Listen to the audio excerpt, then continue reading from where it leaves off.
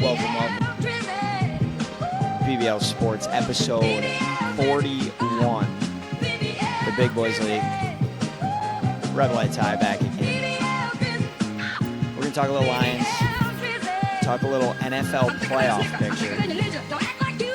We're going to let Ty vent about Lane Kiffin. And I got a fun college basketball game we're going to play, so should be a good one.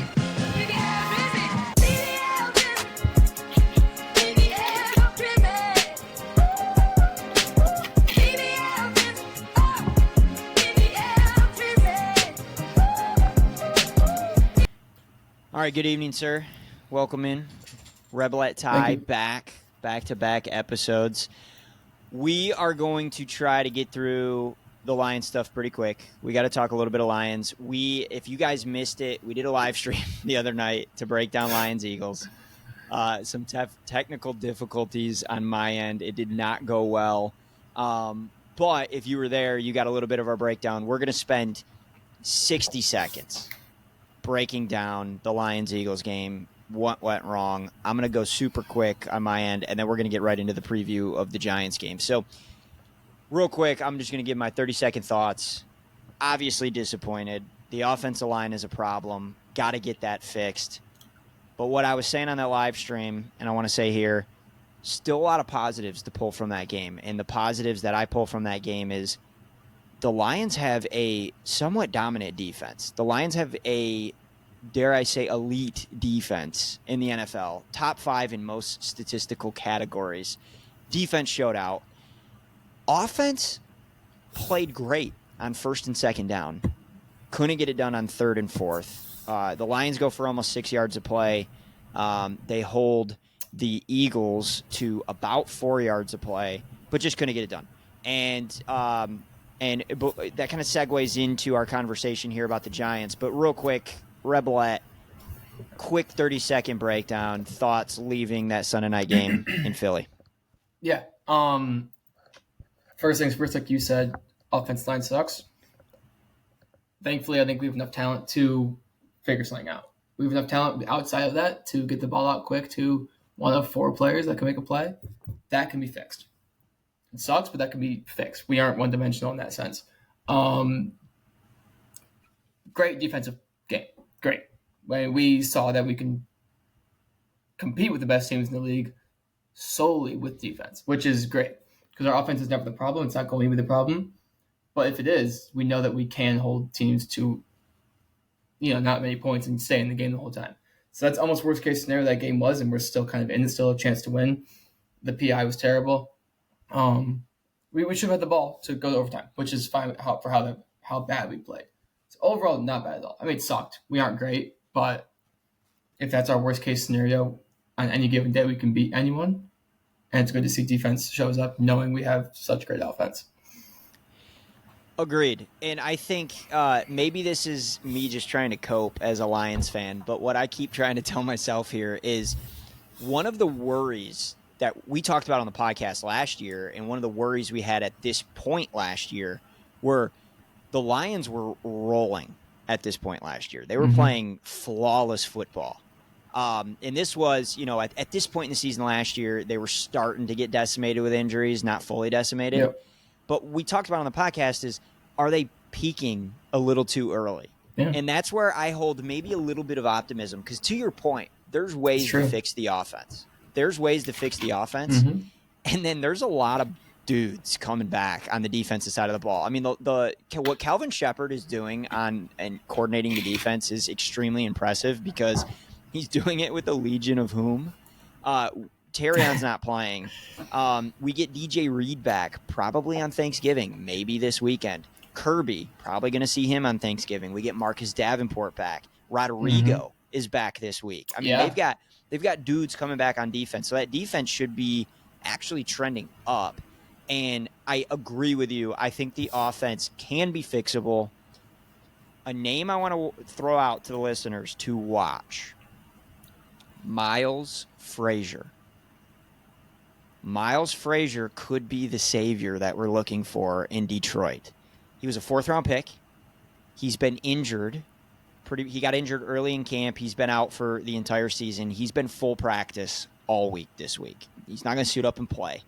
But we've had some big-time issues on the interior of that offensive line.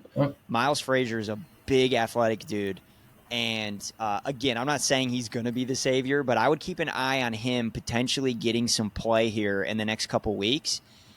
And could this be a Christian Mahogany type situation where last year had some injuries? Mahogany came in, was a fifth or a sixth round pick, and played fantastic to the point where they let Zeitler walk in the offseason so Mahogany could play. Yeah. Breaks a bone in his leg a couple weeks ago. But keep an eye on Miles Frazier. I think he could be in your starting rotation towards the end of the season. He's from LSU. Oh, yeah, sure. He's played tackle like that. And guard.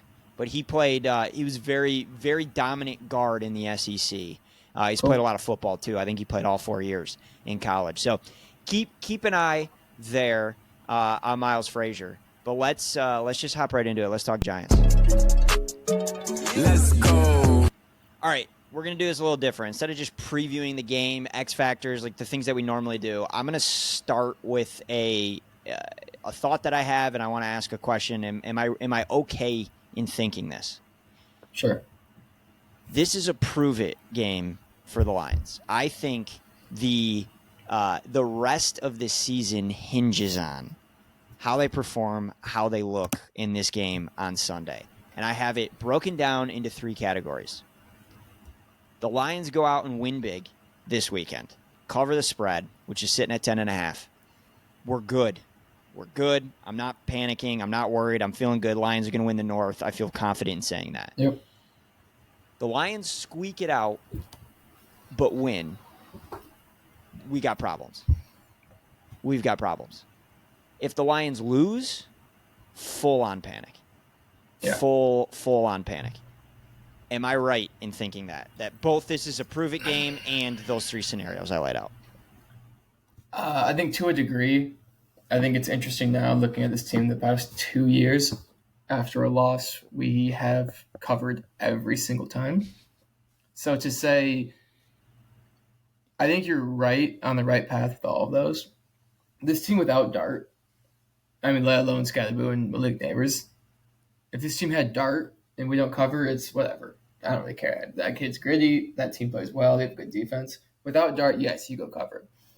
To your point of we're the best team in the North, getting that. I mean, we are, but to keep going down that path a little further and be that excited to think we're a Super Bowl favorite after this game if we cover, which you didn't say, but it's kind of implied. We'll probably think it if we go out there and score 40.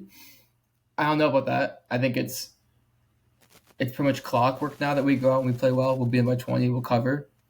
I think compare going back to when we lost to Minnesota and we play Washington next week without a quarterback and we go blow them out. We thought we were the best, right? Which is probably what we're going to think again. We should probably slow down on that. We're good enough to go out and dominate after a loss, but it should kind of be expected. I think we're getting too high after these games that we go out and we get Dan Cable masterclass. We get JMO for 120. But I mean, you're right to the sense of if we lose, it's over. You can't lose this game. The defense is good. It's not good enough to stop. No one's good enough to stop us. They shouldn't ever be able to. You can't go lose to Jameis and Theo Johnson. And what's his name? Was he back? Tyrone Tracy, Devin Singletary. Tyrone. I was going to say Tyler. I knew it wasn't Tyler. Yeah, Tyrone Tracy. You don't go lose this game. It's at home. We're indoors. Go blow them out. But I think it should be a comfortable blowout, and you keep moving forward. And I don't know. It just should be you go in by 20, and so what? You carry on. I don't think there's anything to be excited. I don't think there's a way that we are excited leaving this game. Knowing what we are. We have to look back like how we were after Washington. You got to look back to how you play against Minnesota. It's like, okay, you look great this week, but then we run the clock a week ago. We're miserable right now. It's like we suck. So we can't keep going at this high and low. It's like, okay, go blow them out, move on. Should blow them out and just carry on. So, yes, you're right in the sense, but I don't think there's any reason to get excited about no matter what happens this game. Yeah, well, what I will say is I think there's a big difference in this game versus the Washington game. And I agree with you because we were on here talking about, all right, we're excited about what the Lions just did, but go to Philly and prove it. Like Dan Campbell, let's see how you call the plays against the Philly defense. This Giants defense is good, specifically their front four. Their defensive line is good. And so if Jared Goff has all day to throw, if Jared Goff, maybe, gets sacked under 2.5 times, I'm feeling better about this offensive line. I'm feeling better about what they can do down the stretch here. But I agree with you. I'm not going to take, and I didn't say it, that they're Super Bowl favorites. Right. They go out and they beat these Giants team by 20.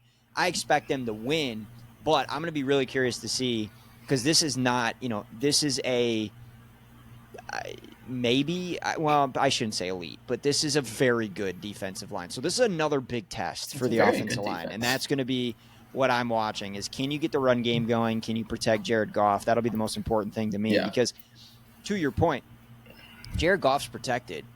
Too many weapons. Like, the Lions just have too many weapons on offense, even with Laporta out, to put points up. So, yeah, I think this is a big spot for the Lions that then takes them into the short week to play the big one. And I would argue the biggest game of the season is on Thanksgiving Day at Ford Field against the Packers, which we will talk about next week. We'll break that game down. All right, I want you to let me know. I'm going to give you a line here. Thoughts on this? Isaac Tesla, over under 1.5 catches this week. Does he get? Is this the week? Is this the week we see Isaac Tesla get involved? No, I just came up with that on the spot. I don't know if you can go bet this. That's just plus money though. Like, if I'm going to even both sides, it's under. I have no reason in my head, no one does, to think that this is the system week where it all falls into place for him. Not even that. It's just like, we don't even look at the kid. I would bet under. I hope it's over. I want to see him play, but we don't even give him the rock. Like, we just don't. So it's not part of our scheme yet. So I'd say under. If it was a bet, though, like on a book, it's certainly plus money. It's probably an alt line. His line's probably 0.5. Like, how many games is he even catching? 3? He's got 4 catches on the season. Okay, yeah. So, I mean, if you're giving me plus 200 on it, sure, I'll root for fun. Because it's a game after we lose, and we'll probably score 40. So you got to think this ball is going to move around a lot. But I don't know if I'm over on that number quite yet. Yeah, well, the reason I ask is I feel like this has got to be the week. You spent 3 third-round picks to go get this guy. I mean, yeah, I know. Sam Laporta's out. And is Isaac Tesla Sam Laporta? No, but he can fit that role a little bit. Big-bodied dude, can make some plays after the catch, can go up and just throw him the ball. He's proven that. Just throw him the ball. He'll go up and get it. I would really like to see some Isaac Tesla involved in this game, because I'm going to lose my mind over this Isaac Tesla deal if he goes all season not being a part of this offense. Yeah, I mean, I don't mind it. I know you're pretty hung up on the picks. You've mentioned it a few times, and it is what it is. He can play ball. We know that. Maybe we'll work it in later in the year as time goes on. I think, which is just so on par, and I wouldn't hate you throwing some money on this. Amon-Ra might catch 14 passes on Sunday. He's not playing good. It might be time to get everyone back on track. And the game, we should blow them out. If we're going to score 35, 40 points, which is what we're probably thinking we're going to do, with Amon-Ra, how he's been playing, how his mindset is, how this team works, he might get fed, and he might go for 160. He might have 14 catches. Like, I would not be surprised if we gave him the ball twice every single drive. And just, like, why not? Because people are talking now, Amon-Ra's dropping the ball, yada, yada. It would only make sense. We just feed him a ton, and we blow him out, and everyone's right back to where we were a week ago with, okay, the Lions can play ball. It just would make sense. Yeah. So kind of like Amon-Ra over every single thing. Monster St. Brown game. I am with you there. I would take him to score a touchdown. I would take his over in catches. I would take his over on yards. I would take his everything. Because, too much noise, too much talk. All week it's been what's going on with Amon-Ra, what's going on with his connection with Goff. I'm with you there. So, all right. Again, I said we weren't going to spend a ton of time breaking that down. We're going to move on. But win big, Lions. Cover the spread, for the love of God, please. Okay, I had asked you to come prepared and tell me where you think people line up as far as seeding goes in the NFL this year. But before before we get there and announce it, I want to play a game. And this is, I mean, it's kind of redundant because you're going to tell everyone who you think's getting in the playoffs and in what seeds. But we're going to start this way. I'm going to give you some of the fringe playoff teams in both the AFC and in the NFC. And I won't judge it off my picks. Okay. I just want a quick yes. I want a quick yes or no. Do these teams get into the playoffs? Okay. Maybe I should judge it off my rankings. I would say you probably should, but yeah. We are going to do a quick yes or no. Do these teams make the playoffs this season? Let's start in the AFC. Do the Kansas City Chiefs get in? Yeah. I'm also saying yes. Do the Jacksonville Jaguars get in? No. I'm also saying no. I am saying yes. Hold on. I am saying yes to them. Do the Chargers get in? Yeah. I'm saying no. Do the Ravens get in? No. I'm saying yes. And do the Pittsburgh Steelers get in? Yes. I'm saying no. All right, we're on different sides here. I like this. All right, let's go over to the NFC. Let's go over to the NFC, and let's rapid fire through these. Do the Lions get in? Yeah. I also say yes. Do the Pack get in? Yeah. I am saying no. I don't think the Packers get in. I don't think the Packers get in. Do the Bears get in? No. Yes, the Bears get in. They squeak in. Do the Bucks get in? Yeah. I'm going to also say yes. I hate what I have here, by the way. I hate what I have. I'm just telling you right now. I'm looking at this right now. I hate this. Okay. No, the Panthers don't. I wish they do. I'm a 9 believer. We love 9. We love 9. I'm also going to say no, as much as that hurts. Do the San Francisco 49ers get in?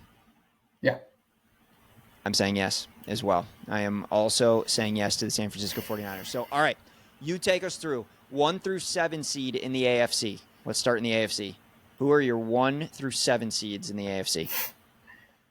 My 1 seed at 12-5 is the Indianapolis Colts. You want to go seed for seed?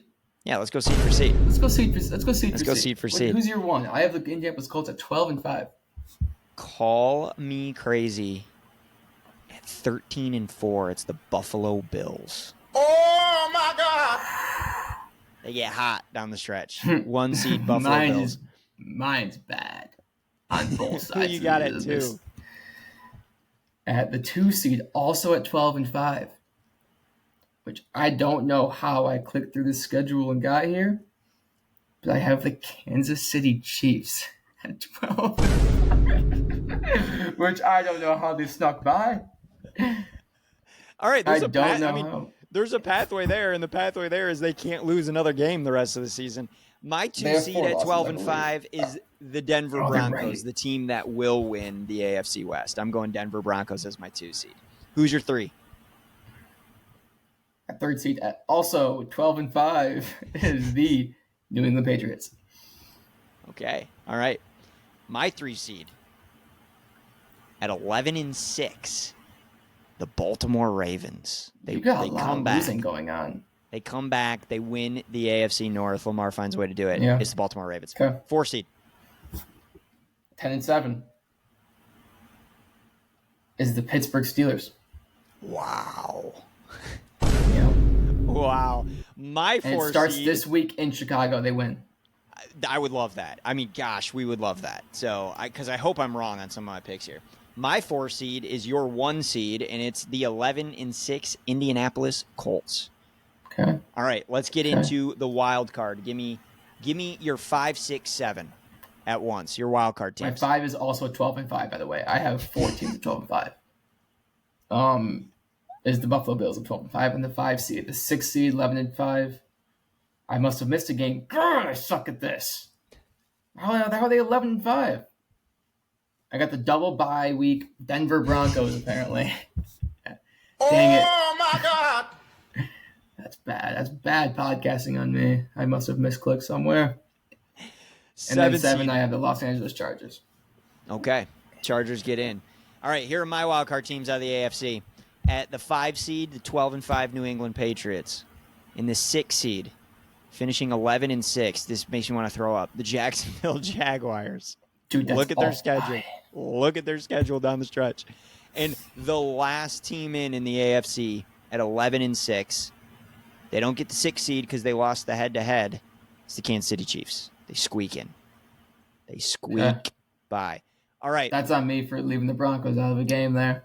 No, you're all good. I mean, they That's still bad get the on Broncos are the Broncos are getting in. Honestly, nothing changes there for you. So, all right, let's go over to the NFC. Who is your 1 seed in the NFC? Philadelphia Eagles. Mine as 12-5. well. Mine as well. And I actually have the Eagles at 13-4, but I have them in the 1 seed at 13-4. 2. Tampa Bay Buccaneers.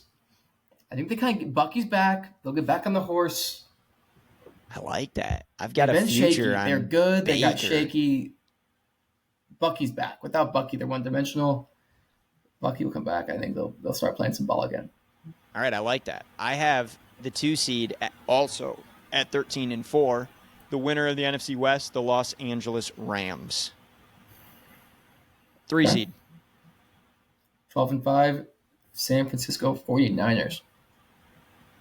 You think the Niners take the division? I think that they go out and win. It's because of who they play. I think they go like Seattle. They play Seattle, I think, the last week. I think they beat Seattle. I think that's a huge game for seeding. It will be a huge game for seeding. Yeah. And I think they win that game at home. Just Wow. better coached, better defense. All right, my 3 seed at 12-5. Your Detroit Lions. They finished the year strong. They end up in the 3 seed. 4. Detroit Lions 11-6. Okay. I got the Bucks.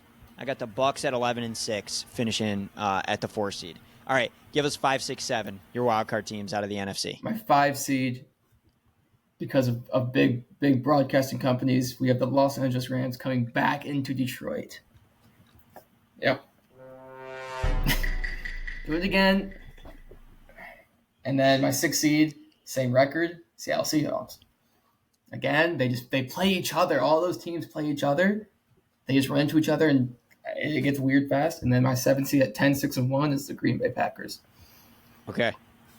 I have my 5 seed at 13-4. So I have 3 teams at 13-4 in the NFC. I've got the Seattle Seahawks. My 6 seed at 11-6 are the San Francisco 49ers. What an insane schedule, by the way. Just what a freaking luck of the draw for them. And then the last team in is a second NFC North team, but it ain't the Packers. It is the Chicago Bears at 11-6. You're leaving out the Rams? No, the Rams are my Am 2 I seed. hearing you right? Oh, okay. The Rams are my 2 seed. So I have 3 teams getting in from the NFC West. I think we all thought 3 teams would get in from the North this year, but it actually ended up being the West. And I think the Seattle Seahawks are the reason why. So I have 3 teams out of the NFC West. I've got 2 out of the North, and then the winners of the East and the South get in. So, all right. Okay. We're going to revisit this, and we're going to come back at the end of Week 18, and we're going to come back to this episode and see how far off we were. I got to see where the Chiefs. Can I run through this? Okay, so Yeah, because I don't have the let's Chiefs run through. losing again, and I hate that. I'm just going through their schedule. They win this week. They beat the Colts. Next week, they beat the Cowboys. After that, they beat the Texans. Okay, so far, I like it. Then I think they beat the Chargers because now we're a couple weeks left. You got to win a game. They're home against the Chargers. That team at home. Chargers can't probably a protect. must-win. Yeah, I think they win that game at home. Still don't hate it. Then they played the Titans. That's a win. Easy. And they play. This is where it gets tough. I was thinking either one of these games against the Chargers. Week 17, they're home, but against the Denver Broncos. Only reason I have them winning that is because they're at home. I think that they could split. But again, it's week 17 in Arrowhead. Would hate to fade that. There's no way I'm betting on the Broncos there, right? That's the thing. No. Week 17, so it's like one of those ones. It's like probably they win. And then week 18, they go to Las Vegas. I think it's the Chargers and the Broncos. They have 2 kind of toss-ups, but given this team and the coach at home, they probably win. It's doable. It's absolutely doable. Yeah. And if a team I was don't going to like do it, it, but if a team was going to do it, it's the Chiefs. yeah. I want to focus in on one schedule here that a team that I have missing the playoffs, and I'm going to read these to you, and you're going to maybe understand why I have the Packers missing the playoffs. Packers host the Vikings this week. They should win that game, okay? Mm-hmm. Then they go on the road on Thanksgiving to Detroit. Then they host the Bears. Then they go on the road to Denver. Then they go to Chicago. Then they host the Ravens, and they finish up the season in Minnesota. Yeah. It's a tough stretch. But, yeah. It's a tough stretch for the Pack. I agreed, and I had it close, and I ended up switching it solely because of what I saw out of Ben Johnson last year against Washington. Refusal to win a game, refusal to show up. I think when they played the Packers twice, when the Bears played the Packers twice, in obviously extremely important games. I have the Bears splitting. I saw what I saw against Washington. I saw it with my own eyes. Like, I folded. It was awful. And it's the Packers, and I hate them more than anything.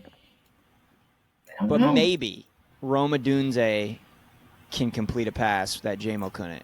Maybe that's the missing piece in all of this. They run the double reverse, and it's Roma Dunze instead of J-Mo. So yeah, but that's like same thing the Chiefs won. It's like, dude, I just don't know. Ben, just sour. That's fair. It's fair. I hate them all. I had to pick one. I went with the Bears. 10 wins getting in. Like, it'll be close from the Bears. I thought those games were so big, and I just go Steelers this weekend. All right. Yeah, I like this one. Let's move on. I got a fun game for you. You've played this game. Let me give you my trivia question. Let me give you a trivia question because it is NFL playoff themed. I am 2-0 so far. We've recorded twice, and I'm 2-0 on these trivia questions. Yep. I do not know what Ty's going to ask me beforehand, I promise. Here we go. Today I figured I'm going to do a different topic every week. I was doing random ones at first, and today I went into it thinking NFL playoff theme. So I'll give you the question. I'll give you a hint. So the question is, which team was the first 6 seed to win a Super Bowl? And this happened in the 2006 season. Or 2006 Super Bowl, following the 2005 season. The first 6 seed to win a Super Bowl. This one's a little tougher because I'm not sure how deep you're. I'm not sure if you're a history guy in sports. I know you are in Philadelphia. Yeah. So this would have been 2005 Super Bowl champion was a 6 seed season. 05 season, yep. 2006. Oh boy. Can I get one more hint here, and we'll count this I'm as Googling a half one real quick. Yeah, I'm seeing if I can get you another hint. I hope it's not too obvious. The MVP was a wide receiver. Let's see where he went to college. And this would be the last hint, because I don't think it's an obvious one. It's college. The MVP is a wide receiver who went to the University of Georgia. Yes, I mean, he's a big-time wide receiver, historic guy. Like, it wasn't a fluky. Better than Edelman, I'll say that. Edelman with his MVP, it's a better receiver than Edelman. Okay, this is a shot in the dark. Was it the Indianapolis Colts? You thought it was Marvin Harrison. No. He has a field. No. It is the I wasn't even thinking about the receiver. Hines Ward. It was the Steelers? Yep, and Hines Ward won the... Oh, dude, I like that one because... I was between the Colts and the Steelers, I swear on my life. I was between Colts Steelers, and I'm trying to think back who got Super Bowls then, who would have gotten in as a wild card.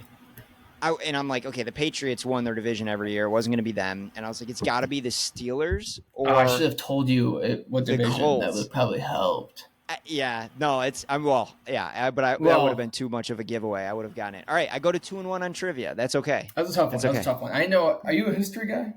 Yeah. Is there something like Brandon Walker can give you a Heisman from the 1960s? Like, you're not. Yeah, are you like a freak like that? When the problem is from when I'm I should say I'm more of a from when I was alive. Like, I have the sports knowledge. I probably started watching football in about 2003, 2004. Right, I know if you look back and are big. I can give you that stuff. But all right, I like that. And honestly, I was going to get one wrong at a certain point in time. It's tough to get the right because you know more than me, so it's tough to like find. That was a good one. Question. I love that. And I was close. I was a shot in the dark. I was down to 2 teams. I take that back. I was down to 3 teams. The Saints were going to be another team that I threw out there because I don't know what year that was. I thought the receiver thing was big. Was Marvin Harrison? Yeah, he Marvin was Harrison. 06. Yeah, I but think he him didn't and go to Manning, Georgia, I don't yeah. believe. No. So I don't know where he went, but I was trying to think down at receivers, and I'm like, I don't know. Yeah. That's funny. I did not know Hines Ward went to Georgia, actually, and I feel kind of stupid for not knowing that. So, all right. Let's get into, I got a fun game for you. You've played it before.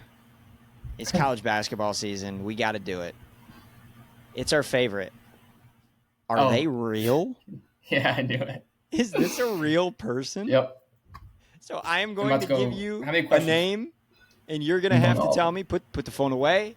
There's no, you can't Google this. You're going to have to tell me, is this person real or are they fake? I'm getting We start. How about Mr. All Right? That's real. All Right is real. He is a guard. How about Always Right? That's fake. He is real. No shot. He is also real. How about She Was Right? Real. Fake. God. Fake. You're 1 and 2. Some spousal dispute. We keep moving. How about Mr. Wiggy Ball? Wiggy Ball. Real. He is real. Yes. And he's electric. How about Po' Boy King? Okay. Can I get a school he goes to? Well, no. What? Oh, then I'll give you fake then. My bad. He's real. God, I was gonna say if he was like in Louisiana, then yeah. He is Where'd you real. go to school? Do you know? Yeah, let me pull up. That's gotta be like a JUCO, and that's like Jackson State. He is a guard at Sam Houston State. And by the way, I want to go back. All Right is a guard at Xavier. Always Right is a guard at UT Rio Grande Valley. And Wiggy Ball is electric guard out of Louisiana Monroe. All right, let's keep rolling here. Giovanni Plunk. Fake. He's fake. It's fake. Yes. He's fake. How about Maximus Gizzi? Real. He is real. University of Minnesota. Gizzi. Wow. Maximus Gizzi. He plays for Minnesota. All right. You did pretty well there. You did pretty well. That was all the names that I had for you this week. That was Always. I wish She's Always was real. She was right. She for real. She for real. All right. We are going to last segment of the night. Ty, it's an open floor for you. I'm going to hand it over. Being Rebelette Ty, there's a lot of news swirling about your head football coach, Lane Kiffin. Does he go to Gainesville? Does he go to Baton Rouge? Kind of leaving you guys high and dry. I want to just get your thoughts, first and foremost, on how this is unfolding and how Lane's handling it and where you think he ends up next season. Floor is yours. Yeah, I'll keep this as short as I can. So the first thing is, this is not the first time we've seen this, right? Auburn was a done deal. The pen was basically to the paper. And then back then I had tweeted. I confirmed it. I came to my senses. Yes, he's gone. And I'm glad he's gone. I said that. I said the antics, it's terrible. So it's not the first time that something like this has happened. I'm way more unfazed this time. And last week it came out that he's in Gainesville, or like those talks were picking up. I wasn't really worried about it at all. Still was never uncomfortable because it's Florida. Like, they can say what they want with the program. Nah, not worried about it. And then about 3 days ago, he's in Baton Rouge. That's concern. That's a job you don't turn down. There's very few. That's one of them. Still never really consider the fact that he would leave. Like, I still am totally in on he's still going to be our coach next year. No clue. All he does is troll. He's trolling us. He's trolling everyone. He tweets about his daughter's dating Weeks, linebacker at LSU. He tweets about LSU. He trolls everyone. And I think he's trolling everyone, the other two schools. I think he's just totally messing with them. When he could totally be trolling us. My problem is, which is probably what's going to happen, he stays at Ole Miss. And then kind of, once he signs the extension, kind of becomes more vocal about how he's trolling the other fan bases, in sense, gaslighting us into believing, oh, it's okay, because he's just messing around with them. When before the contract is signed, like right now, we have no clue. We're left in the dark. We have a season. We're the 5th best team in the country, 6th best team in the country. We'd love to be focused. So at the end of the day, he's going to say he's just trolling them, but really he's just trolling us the whole time. But the only reason we're going to be okay with it is because he's going to choose to stay. So I think he stays. I have no sources to back that. LSU is a hard job to turn down. The money's not a thing. It's known that we're matching whatever number. Probably going to be $13, $14 million. We'll match it. That's no problem. It's a hell of a program at LSU. So we will see. I have no clue. It's annoying, but I'm not nearly as exhausted as I was during the Auburn dilemma a couple years back. It's just how he is. This is how he is, and he wins football games, so it's all okay. I think he stays, though. And that is about all I can really say without just going on. It's exhausting, but I guess he stays. And we just keep moving forward. I'm not sure when he leaves. I'm not sure when he goes to Bama. I think that's the end game. But who knows? Why not stay? Maybe, he's had such a change of everything since he's been in Oxford. That's the one thing. It's like he got skinny. He does this yoga. He always tweets about how the grass is not always greener and home is home, and his family loves that in Oxford. Knox is starting as a quarterback at Oxford High School. His daughter goes to Ole Miss. She loves it. That's why he stayed at Ole Miss in the first place. And he said it on his documentary. I don't know if you watched it, but he was a mess before. Not a mess, but he drank. He doesn't drink anymore. But when he was doing the whole thing, he was in out of Tennessee, out of USC, out of Bama. He got fired and just he was all over the place. And now he's much more stable and has a sense of finally being where his feet are, and he's building something great. So I think there is a chance that he just stays and we have a statue and a field named after him, and he'll be the best coach we ever had. So I think he's come to his senses. He's not as immature as he was. I think he's still a troll and still drama queen, and he is who he is. But I hope there's more of a sense of realism in Oxford than there was anywhere else, and I think that might play a huge factor. So that's where I'm at. I think he stays.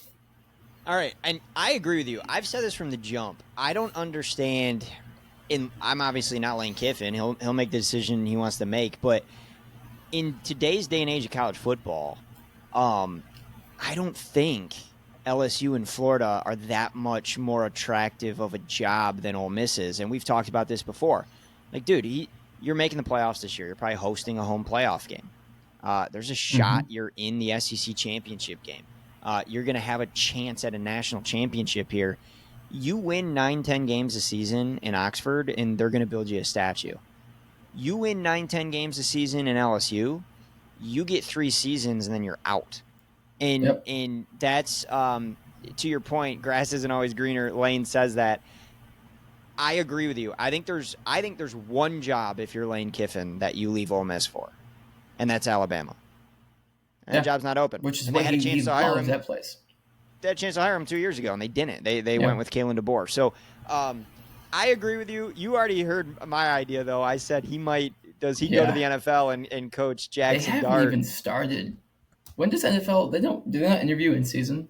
It's not as big a deal as in college, do, but there's not even rumors during the playoffs. So once the regular season's over, you'll start to see interviews. So I wouldn't expect to hear. Another thing with the Ole Miss thing is, which is a huge thing when you you look at Florida fans and LSU fans, their argument. In the last 5 years, Ole Miss has the 3rd most wins in the SEC behind Alabama and Georgia. Yeah. Say what you want about historical programs, yada, yada, yada. You go back in the Kiffin era, we are a top 3 team in this conference consistently. We win more Agreed. consistent than anyone else besides Alabama and Georgia. If those are the two guys beating you, this isn't some G5 you took to. This isn't Luke Fickle. You know, like you take Cincinnati to the playoff and boom, you're out. He's consistently winning in the SEC. Like this is legit what he's building, and people don't recognize it because it's Ole Miss yet. But like, if we make the playoffs for the next 2 years, where we go 3 years in a row, we're up there with like Penn State, and we're going to get ranked top 10 every year just because of what we are doing consistently. Which I mean is not crazy to say. We're not far from that. So historically, it's insane that Ole Miss is where we are now, but like, quite frankly, it's happening. So a lot of things to take in there. It's interesting. Okay, Jimmy Sexton's the worst person of all time. Also throw that in there. I figured that's just everyone knows that, but he's the worst person of all time. Yeah. So I agree with that, and I have to. So okay, I don't want to put this out there, but I just have to ask because this is where we're at with college football. Yeah. Let's say Lane does take the LSU job, right? Yeah. Given when the portal opens, when recruiting season happens, that early signing day, if you're going to make that jump, you have to make that jump in December. Mm-hmm. Is there a shot we see Ole Miss in the playoffs with an interim head coach because Lane Kiffin has taken a job elsewhere? There's a very good chance. That I mean, there's a very if he's out, to me. He's out. He's out. He will be out. He will not coach the playoff, and he won't want to. If he leaves, like he's gone. Like that's just a done deal. He has to go do work at LSU. Like that's just simple. He'll want to leave. We don't want him there. Yeah, and I don't know who we'll go to. I don't know. We'll figure out later. But yeah, Pete Golding. I don't know Pete if Golding Golding would take over. But then for the again, playoff run, I would guess it's probably him. But what I want to wise. What I want to focus on here, though, is how insane that is. What I just said, like how insane that is, and the whole idea of it's insane. This is what is so frustrating about college football to me is you might have a team ranked 6 as the 6th seed in the playoff, hosting a playoff game with an interim head coach because the head coach had to leave to go to the job that he's going to take next year. Yeah. Like, could you imagine Ben Johnson not coaching in the Wild or in the divisional last year because he took the Chicago Bears job? That's insane. Yeah, we'd probably make probably would have won. Yeah, probably would have won the game. And another thing, which like doesn't matter that much because everything's much bigger than who we play. But for the 6th seed, we play the 11, who's probably going to be the ACC team. Mm-hmm. Okay, we win that game. That's a dub. Yep. And then we go play the 3 seed. Which would be depends if A&M wins the SEC, that 3 seed is going to be Indiana. It is, which we win. Now we're in the semifinal. Like in terms of looking like we're not drawing another SEC team first round if we're the 6. We shouldn't. We're not drawing Oregon. We're drawing a team we're going to be favored pretty aggressively over, and then we go play Indiana. It does not get better. So to leave that is insane. You're it's like you're not the 11. You're not gonna. It's not like you're OU. You're gonna squeak in at the 10 or like you're Bama, and you're gonna play a team that's gonna be tougher than you. You're like on the road. We are going to be probably favored in those first 2 games, and it's like, dude, this is like as good as a shot. This is the opposite of Ohio State last year. The gauntlet. Like we're getting the Penn State draw here. Yeah. So it's like. That's also who was a possession away from the Natty, by the way, which is so insane to think about, and James Franklin's not even there. Yeah, which would have been belt, but... Can we, real quickly, and we'll end here, but I just, 30 seconds, want to talk about this. Am I crazy for thinking home run hire by Virginia Tech, and yeah, for sure. Virginia Tech runs the ACC for the next 5 years? For sure. I mean, not even that. They'll sell out student or season tickets this year. Boom, for sure. That's step 1. They're getting people in the door. It's not very hard to win in that conference. No. And and now you have a coach who only beats teams that are not hard to beat. And recruits like crazy. This cannot go wrong. This can't go wrong. Like it's elite recruiter. There's a tweet I saw. Yeah. Elite recruiter wins the games he's supposed to win, and doesn't do well under pressure. Well, fortunately, there's not going to be a ton of pressure at Virginia Tech. I think he's going to thrive. Dude, I think that's a home run hire by Virginia Tech. I think they're going to run the ACC for a few years. With everything. They'll be so okay with all of it. Like, it's really interesting because it's not like the Big Ten where, like, how it was at Penn State, where it's these two teams will always be better than you. Who's always better? I guess Miami would probably always be ranked higher preseason. Right. But, like what, Duke will cycle their guys. Georgia Tech will cycle their guys. Haynes King's gone. Who knows? But you look Clemson's at that on the way down. Florida State might fire their coach and rebuild. Good. Yeah.